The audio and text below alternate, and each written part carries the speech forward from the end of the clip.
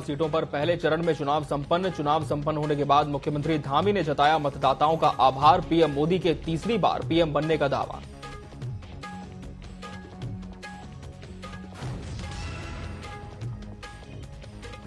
उत्तराखंड की सभी सीटों पर शुक्रवार को शांतिपूर्ण तरीके से संपन्न हुआ मतदान। 55.89% मतदाताओं ने अपने मताधिकार का किया प्रयोग। पिछले लोकसभा चुनाव की तुलना में करीब 7% कम हुए आंकड़े।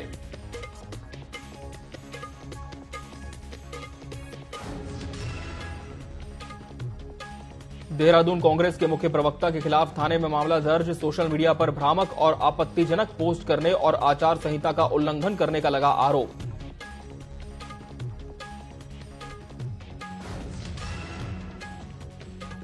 हल्द्वानी के चिराग अली शाह बाबा मजार क्षेत्र में लगी आग। कई मजदूरों की झोपड़ियां जलकर हुई खाक। कड़ी मशक्कत के बाद आग पर पाया गया काबू। मजदूर परिवार ने सरकार से लगाई मदद की गुहार।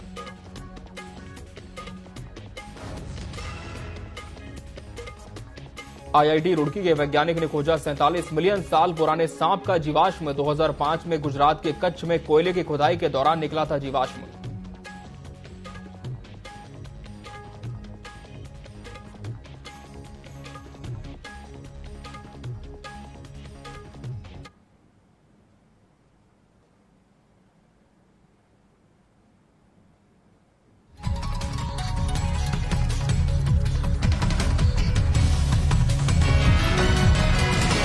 नमस्कार, बहुत स्वागत है आपका न्यूज अपडेट में। मैं हूं आपके साथ अमित शर्मा।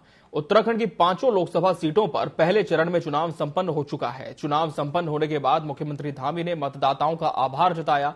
सीएम ने आभार जताते हुए कहा कि जिस प्रकार देवभूमि उत्तराखंड में युवाओं, मातृशक्ति और वरिष्ठ जनों ने मतदान में बढ़ चढ़कर हिस्सा लिया, वो मोदी जी को तीसरी बार प्रधानमंत्री बनाने के प्रति जन उत्साह को परिलक्षित करता है।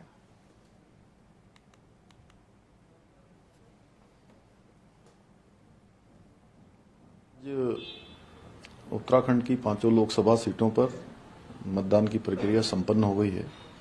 शांतिपूर्ण मतदान रहा। सभी मतदाताओं का, देवतुल्य जनता का मतदान प्रक्रिया में भाग लेने के लिए मैं दिल से सबका धन्यवाद करता हूं। उत्तराखंड की सभी 5 सीटों पर शुक्रवार को शांतिपूर्ण तरीके से मतदान संपन्न हो गया। राज्य में 55.89% मतदाताओं ने अपने मताधिकार का प्रयोग किया। यह पिछले लोकसभा चुनाव की तुलना में करीब 7% कम है, जिसे लेकर कांग्रेस के प्रदेश उपाध्यक्ष ने सत्ता पक्ष पर जुबानी हमला बोला और कहा कि कम मतदान के पीछे जनता की उदासीनता वजह नहीं है, बल्कि सरकार की असफल नीतियों से नाराज होकर वोटिंग करने लोग नहीं पहुंचे। कांग्रेस नेता ने कहा कि इस बार जनता के साथ बीजेपी कार्यकर्ता भी उदासीन रहे, क्योंकि बीजेपी ने न तो प्रदेश में और न ही देश में ऐसा कोई काम किया जिससे उत्साह पैदा हो।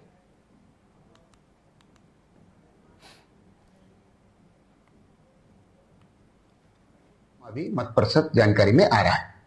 इसका सबसे बड़ा कारण तो यह है कि एक तो शादी विवाह भी बहुत ज्यादा पर्वतीय क्षेत्र में इस बार थे, और इसका यह भी संदेश जाता है कि इस बार उत्तराखंड में विपक्ष का सफाया है। कोई विपक्ष का कैंडिडेट कहीं भी किसी भी रूप में कहीं किसी की उपस्थिति दिखी नहीं। एकमात्र राजनीतिक दल अगर फील्ड में था, मैदान में अगर कोई था, तो केवल भारतीय जनता पार्टी थी। लोकसभा चुनाव को शांतिपूर्ण रूप से संपन्न कराने के बाद शनिवार को सुबह से ही पोलिंग पार्टियों के गोपेश्वर पहुंचने का सिलसिला जारी है। आपको बता दें, जिला निर्वाचन अधिकारी की देखरेख में पोलिंग पार्टियों द्वारा पीजी कॉलेज गोपेश्वर में बनाए गए स्ट्रांग रूम में निर्वाचन सामग्री जमा कराई जा रही है। सुरक्षा की दृष्टि से पुलिस प्रशासन के द्वारा कड़ी व्यवस्था की गई है।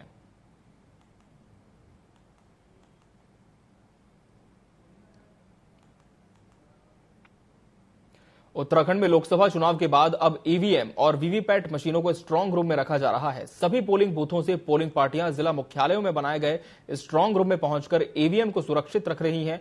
3 लेयर सुरक्षा के बीच सभी ईवीएम को रखा जा रहा है। ईवीएम और वीवीपैट मशीनें 24 घंटे सीसीटीवी की निगरानी में होंगी। उत्तराखंड पुलिस के जवानों के साथ ही पैरामिलिट्री फोर्स के जवान भी मुस्तैदी से इन मशीनों की सुरक्षा में जुटे रहेंगे। देहरादून की डीएम सोनिका ने बताया कि 9 विधानसभाओं की ईवीएम मशीन स्ट्रांग रूम में पहुंच गई है और सीलिंग की प्रक्रिया पूरी कर ली गई है।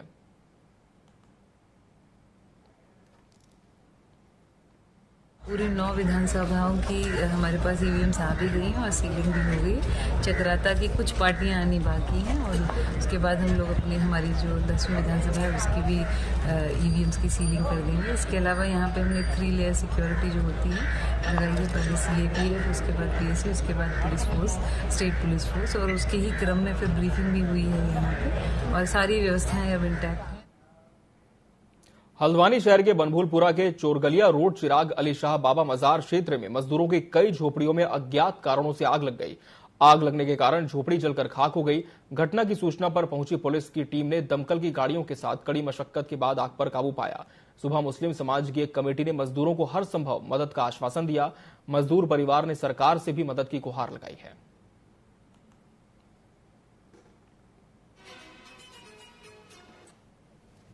सोने लगे 10 से 11 के बीच में ये घटना हुई है सर। अब कैसे हुई है सर हमें नहीं पता है। फिर बच्चों को लेके हम लोग भागने लगे।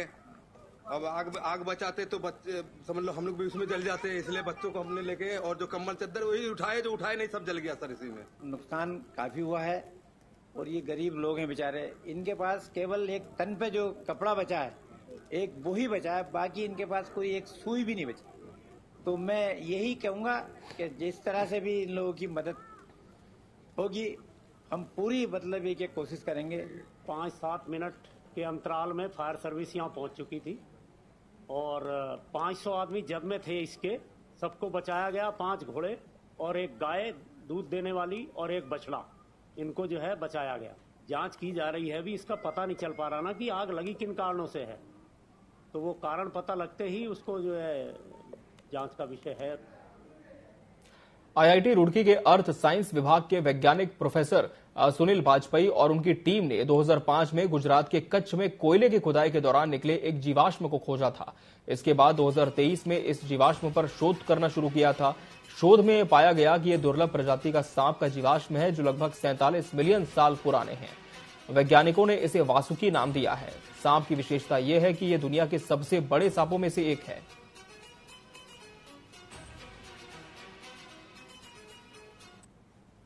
गुजरात के कच्छ जिले के पानंद्रो नामक जगह के पास एक कोयले की खान है, वहाँ से इन अवशेषों को निकाला था।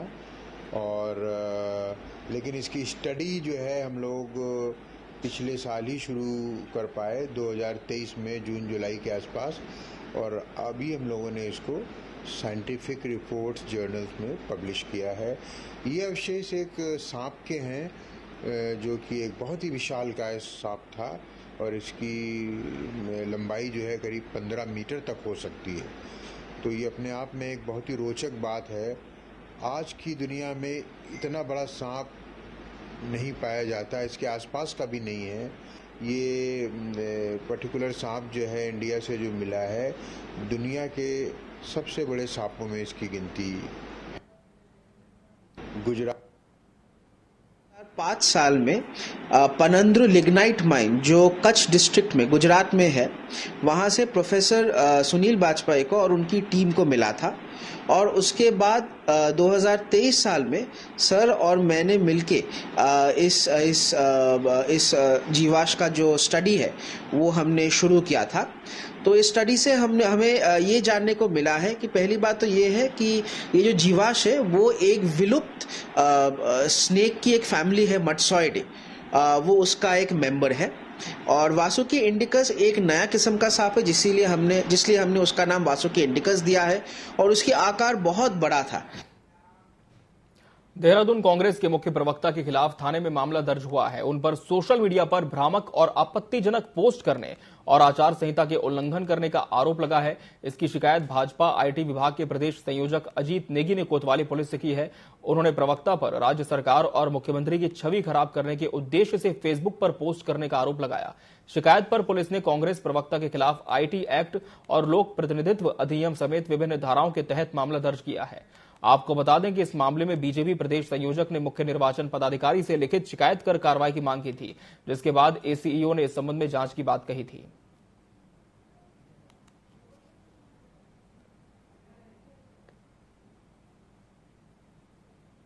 मिला और लगातार ये बात मेरे संज्ञान में थी कि वो मेरा कोई लूप होल खोजने की कोशिश कर रहे हैं, मेरी जुबान को बंद करने के लिए, मेरा दमन करने के लिए कोई ना कोई प्रयास वो करने की कोशिश कर रहे हैं।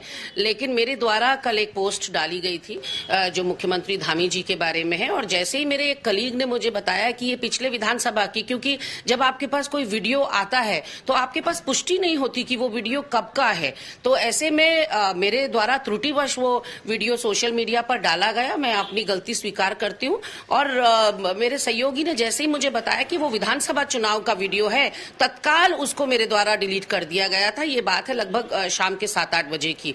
और उसके बाद मेरे घर पर पुलिस आई, मैं पता करती रही, मैंने एसपी सिटी को फोन किया, मैंने एसओ वसंत विहार को फोन किया, लेकिन कोई मुझे ये बताने में नाकाबिल साबित रहा कि मेरे घर पर पुलिस आखिर आई क्यों। मेरी सोसाइटी में इस तरह का एक माहौल क्रिएट किया गया कि कोई मैं क्रिमिनल बैकग्राउंड की महिला हूं, और पूरी सोसाइटी में हड़कंप सा मच गया कि मेरे लिए पूछताछ करते हुए पुलिस घर तक आ गई। नैनीताल उधम सिंह नगर लोकसभा के लिए मतदान समाप्त हो चुका है। ऐसे में अब प्रत्याशी अपनी पार्टी के कार्यकर्ताओं और समर्थकों से अपडेट ले रहे हैं। कांग्रेस प्रत्याशी प्रकाश जोशी का कहना है कि कार्यकर्ताओं ने पूरी मजबूती के साथ चुनाव में मेहनत की है। इस चुनाव में केंद्र और राज्य सरकार के खिलाफ लोगों में भारी नाराजगी देखी गई, लिहाजा कांग्रेस नैनीताल लोकसभा सीट में अच्छे मतों से जीत दर्ज करेगी।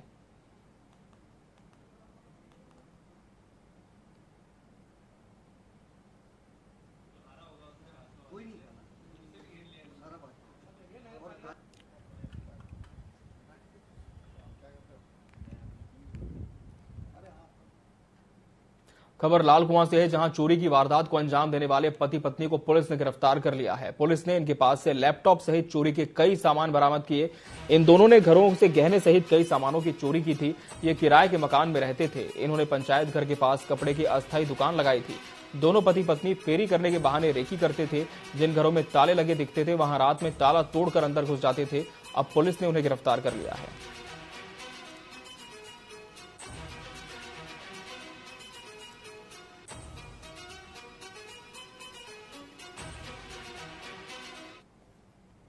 उनके द्वारा बताया गया कि घर में कुछ ज्वेलरी, कुछ सामान और कुछ लैपटॉप, एटीएम आदि उसके घर से चोरी हो गया है, जिस पर हमारे टीम के द्वारा थाना चौकी हल्दूचौर के इंचार्ज को टीम प्रभारी बनाकर हमारे द्वारा विभिन्न सीसीटीवी कैमरे खंगाले गए, एटीएम वीडियोस देखे गए, जिसके आधार पे हमने एक व्यक्ति को पहचाना। व्यक्ति के साथ उसकी वाइफ जो अनुष्का है उसको भी पहचाना। उन दोनों के द्वारा इस घटना को कारित किया जा रहा था। जब ये पता चला कि ये लोग यहाँ पे लाल कुआं में रह रहे हैं, किराए के मकान में, दिल्ली के निवासी हैं, और इसी आधार पे ये लोग एक ठेला लगा रहे थे, रेहड़ी का, जो कपड़ों की दुकान लगाते थे, और शाम को ये क्षेत्र में जाके रैकी करते थे। रैकी करने में जो भी घर इनको बंद मिलता था उसकी फोटो खींच के ये लोग उसमें संबंधित जिस प्रकार की औजार उसको तोड़ने में लगते थे वो औजार ले जाके रात को चोरी। और यहाँ रुकेंगे एक ब्रेक के लिए। ब्रेक के बाद भी खबरें जारी हैं।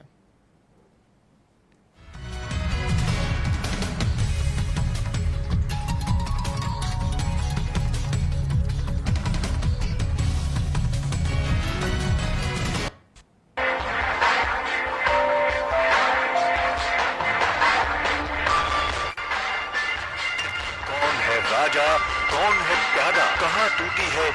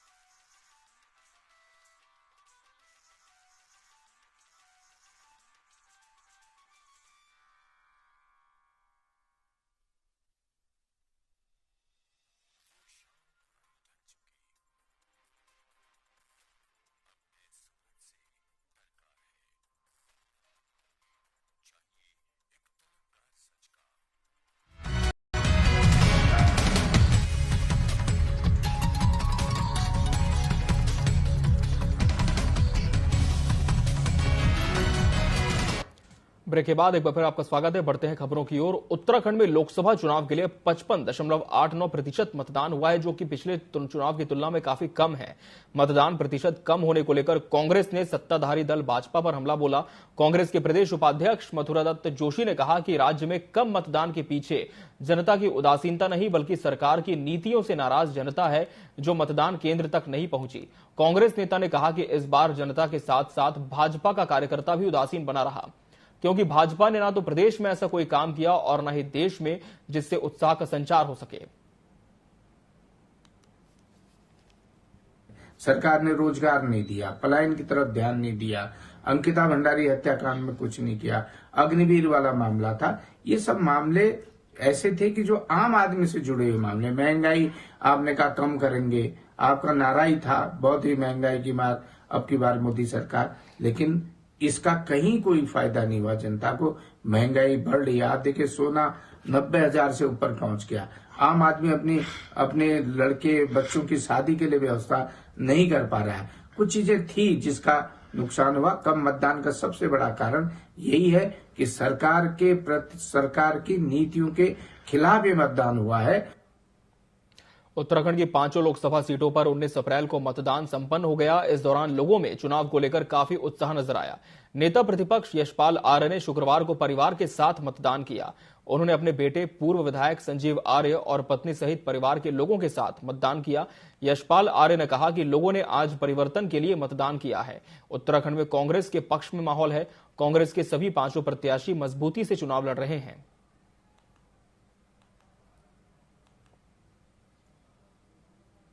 देखिए, लोकतंत्र का महान पर्व और सभी हमारे मतदाता अपने मताधिकार का प्रयोग कर रहे हैं और करना भी चाहिए।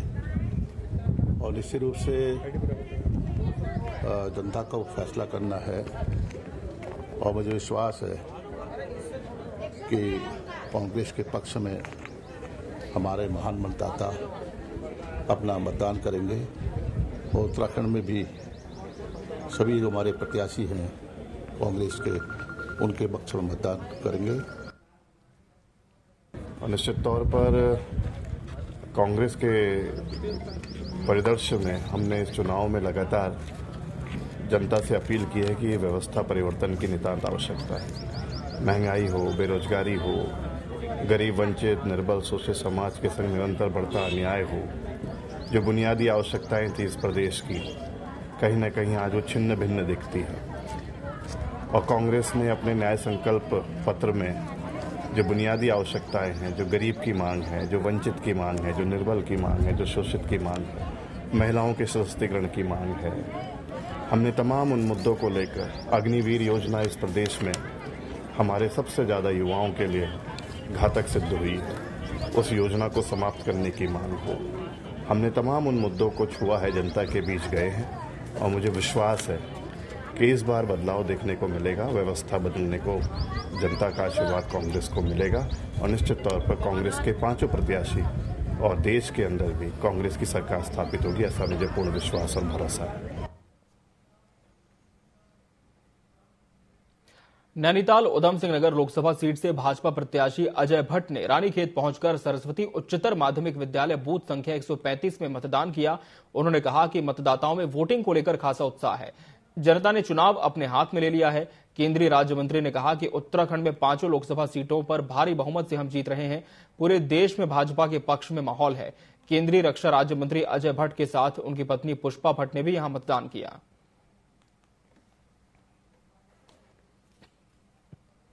हर व्यक्ति को एक अधिकार मिला हुआ है जो अमूल्य है, चाहे बेलचा लगाने वाला हो, चाहे मजदूरी करने वाला हो, चाहे अरबपति हो या फिर सबसे बड़ा राजनीतिक कोई व्यक्ति हो, उसके पास वोट की जो मूल्य है अमूल्य है और उसका मूल्य बराबर है। किसी का वोट बड़ा, किसी का वोट छोटा नहीं है, यही एक बहुत बड़ी बात है। और ये भी जिंदा दिली का प्रमाण है, जो जीवन जिसका जीवित होगा वही वोट दे सकता है। इसलिए मैंने सबसे वोट के लिए अपील भी करी है, फिर भी अपील करूंगा कि जितने लोग मुझे इस समय देख रहे होंगे, मेरा आपसे प्रार्थना है कि अधिक से अधिक लोग शाम तक अपना वोट डालने जरूर जाइए। हर व्यक्ति को एक अधिकार। उत्तराखंड की 5 लोकसभा सीट के लिए मतदान कल हुआ। मतदान को लेकर लोगों में काफी उत्साह दिखा। नैनीताल उधम सिंह नगर लोकसभा क्षेत्र के कांग्रेस प्रत्याशी प्रकाश जोशी ने अपनी धर्मपत्नी के साथ कालाढूंगी विधानसभा के राजकीय प्राथमिक विद्यालय खेमपुर में मतदान किया। इस दौरान प्रकाश जोशी ने कहा कि आम जनमानस परिवर्तन का मन बना चुका है, परिणाम की मात्र औपचारिकता बाकी है। जनता जनार्दन वर्तमान व्यवस्था से त्रस्त है।